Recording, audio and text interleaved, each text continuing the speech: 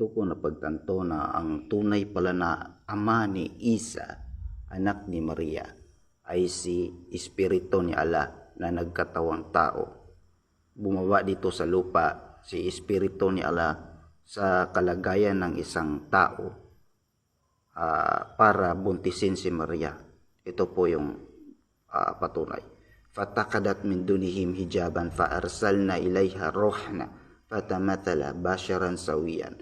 Out of her people's sight we sent our spirit to her, who stood before her in a shape of a well-formed man. Ayan po, well-formed man. Basharan sawiyan. Ayan po, basharan sawiyan. Nagkatawang tao po ang Espiritu ni Allah at ang misyon niya ay qala inama ana rasulu rabbiki li ahabalaki gulaman zakiya. He said, I am the messengers of your Lord. I have come to give you a purified son. Ayan po, para bigyan ng anak si Maria. Yun ang misyon niya. Ibig sabihin, dahil nagkatawang tao po ang Espiritu ni Allah, siya ang nakabuntis kay Maria. At ibig sabihin, ang ama ni Isa, anak ni Maria, ay si Espiritu ni Allah.